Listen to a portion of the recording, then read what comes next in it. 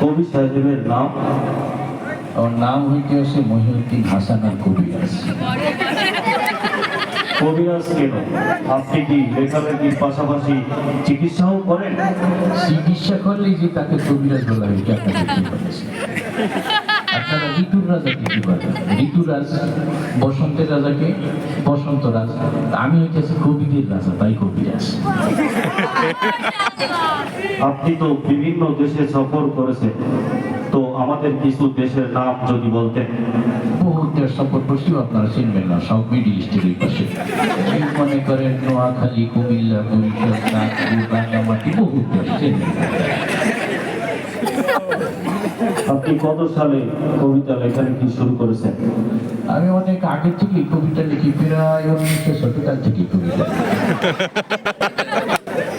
আপনার লেখালেখির অভিজ্ঞতা সম্পর্কে যদি কিছু বলতেন।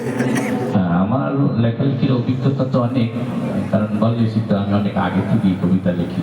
আমি যখন কবিতা লেখা শুরু করেছি তখন আপনার বাপ দাদারও জন্ম হয়। কারণ কি আপনারা যাদের কবিতা বইটি বড় হয়েছে, নিজস্ব রবীন্দ্রনাথ, সুনীল গঙ্গোপাধ্যায়, সব আমার জুনিয়র, ওদের সিনিয়র। এখন তো আপনারা আধুনিক যুগের মানুষ কত কিছু আপডেট পাইছে। হ্যাঁ, মোবাইল, ইন্টারনেট, স্যাটেলাইট মেলা কিছু পাইছে, এক একটা অক্ষর পাইছেন, অক্ষরের সাথে আরো কত কিছু পাইছেন, আকার শিকার দিকে। আমার যদি এত কিছু আবিষ্কার, আমি যখন কবিতা লেখা শুরু করি তখন আকার শিকার দিকে আবিষ্কার হয়। আপনারা ছোটবেলায় একটা কবিতা পড়েছেন, পাখি সব করে রব, রাতি পোহাইল, কাননে কুসুম কলি, সকলে ফুটিল। ওইটা কিন্তু আমার লেখা কবিতা।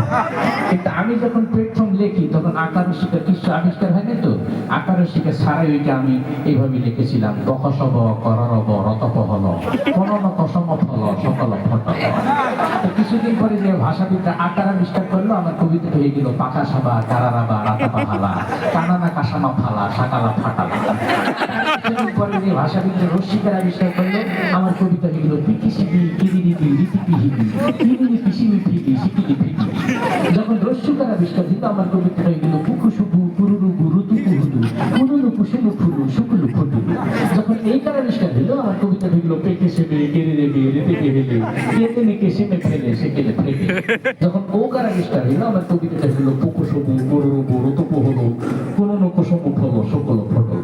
যখন নৌকার আবিষ্কার হলো, আমার কবিতাটা হইল বৌ খৌ সৌ বৌ কৌ রৌ রৌ বৌ রৌ তৌ পৌ হৌ নৌ ও নৌ নৌ কৌ সৌ মৌ ফৌ নৌ সৌ কৌ নৌ ফৌ তৌ নৌ। সবকিছু যখন আবিষ্কার কমপ্লিট হয়ে গেল, আমার কবিতাটাও কমপ্লিট হয়ে গেল। পাখি সব করে রব, রাতি পোহাইল, কাননে কুসুম কলি, সকলে ফুটিল। আচ্ছা, এতক্ষণ তো আপনার আকার রসিকার সম্পর্কে জানলাম। এখন অক্ষরও আবিষ্কার হয়নি, তখন কিভাবে লিখেছেন? এতক্ষণ আকার শিকারের ইতিহাস বলেছি, যখন অক্ষর আবিষ্কার হয় তখন আর লেখক কে, তখন এই কবিতাটা আমি ইশারায় লিখতে লিখছিলাম এইভাবে।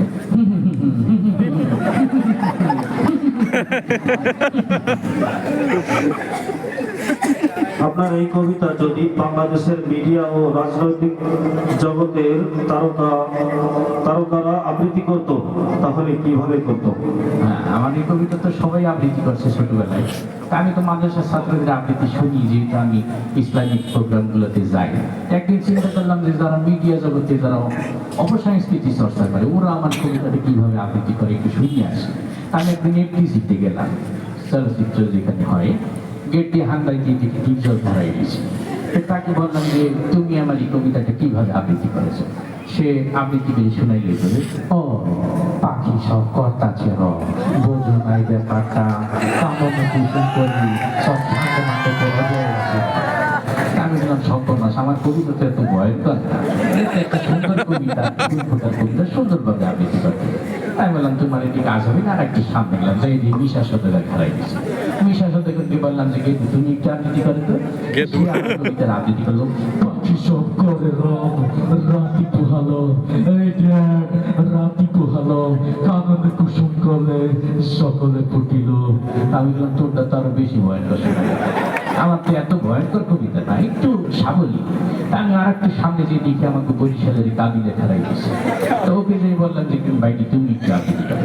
সে আবৃত্তি করে পাখি সব ভর্তি আছে রব, রায় পুহাই গেছে ফ্যাট হয়ে দিয়ে, তাহলে কিছু করি সব ফুটি গেছে ফ্যাট হয়ে দিয়ে।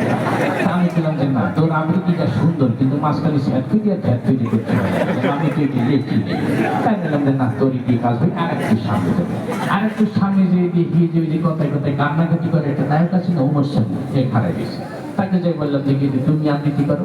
সে কান্দি কান্দি করে পাখি সব করে রাতি পোহানো জগনের কুসুম করে সকলে ফুটিল। আমি বললাম তুই কান্দিস কে, এটা কি কান্দার কবিতা?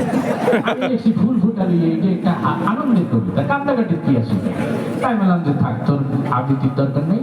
আর একটু সামনে যে দেখি ওই যে মান্না হারাই গেছে। ওকে যাই বললাম, ও তো গাল সাবাই কথা কয়, পাখি সব করে রব রাতি পোহালো, আম্মা জান রাতি পোহালো, কামড়ে কুসুম কলে সকলে ফুটিল। আমি বললাম তোর বয়সটাও সুন্দর, আবৃত্তিটাও সুন্দর, কিন্তু মাঝখানে আম্মা জানে এরকম। আমি তো আম্মা জান দেখি। আমি বললাম থাক, তোর আবৃত্তির দরকার নেই। আর একটু সামনে যে দেখি যে কথায় কথায় মারামারি করে একজন আসে না, রুবে, ও খারাপ গেছে।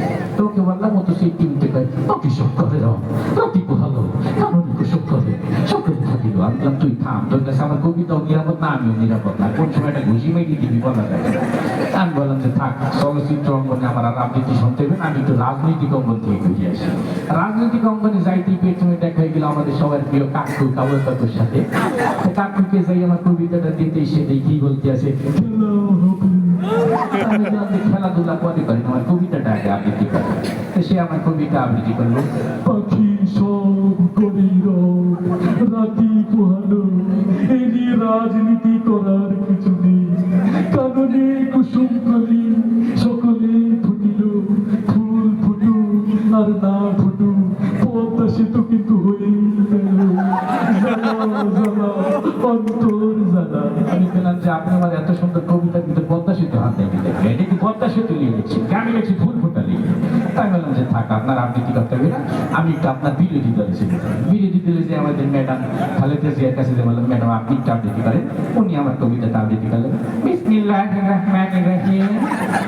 প্রিয় দেশবাসী, আপনারা জানেন পাখি সব করে রব রাতি পোহালো, ইনশাল্লাহ কাননে কুসুম কলি সকলে ফুটিবে, না ফুটিলে এদের পরে তীব্র আন্দোলন হবে ইনশাল্লাহ।